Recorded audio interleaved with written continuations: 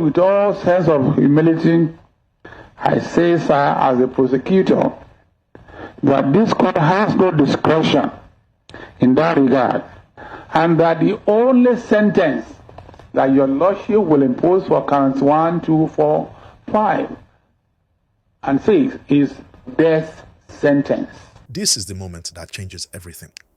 The headline you saw is not clickbait. It is the stark, terrifying reality of what has just unfolded inside the Federal High Court in Abuja today, Thursday, November 20th, 2025. The federal government of Nigeria has officially demanded the death sentence for the leader of the indigenous people of Biafra, Mazi Nnamdi Kanu. We are broadcasting this special report in the middle of a developing situation that has the entire nation holding its breath.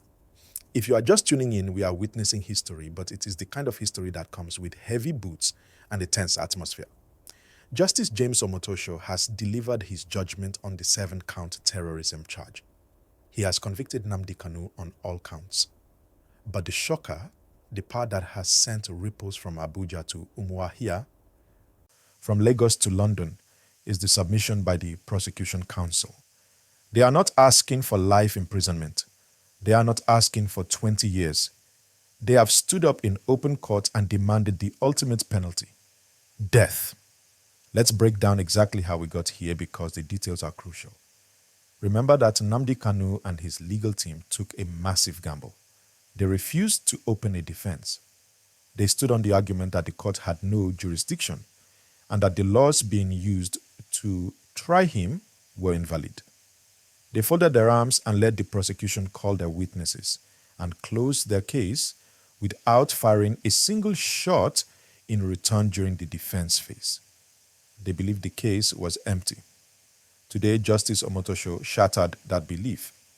In his ruling, he stated that the prosecution had proved its case beyond a reasonable doubt. He said the evidence presented by the DSS and the government witnesses was uncontroverted because Kanu chose not to challenge it.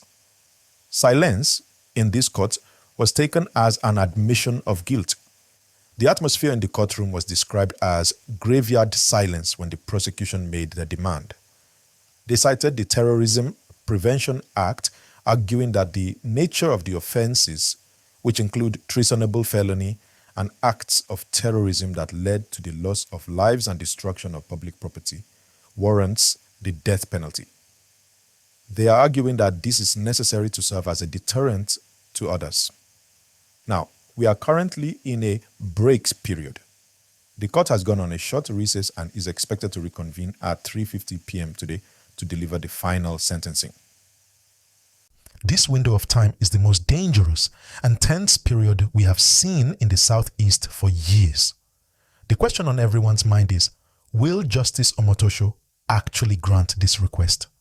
Will he hand down a death sentence to a man who commands the loyalty of millions in the region? Let's talk about the implications of this demand.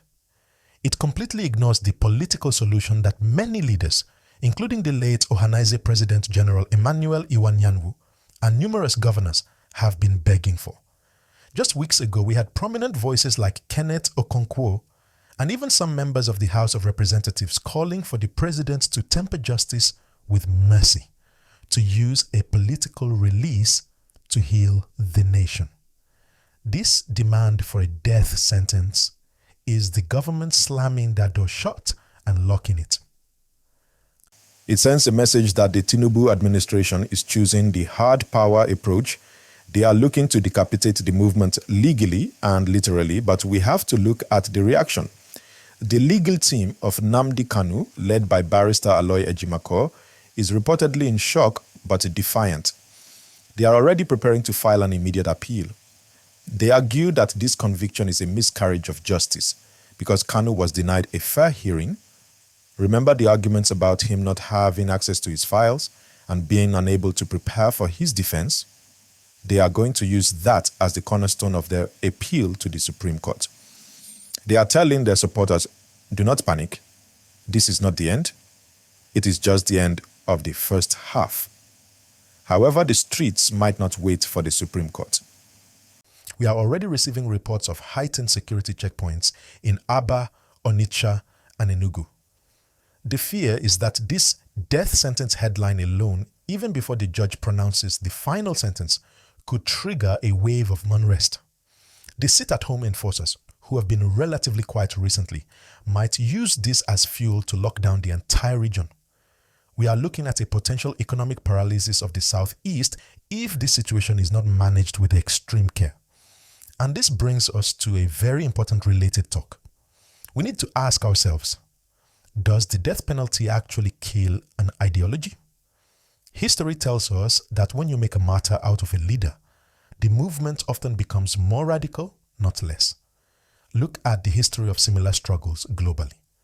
If the government executes this demand, are they solving the insecurity in the Southeast, or are they pouring petrol on a fire that was starting to burn out?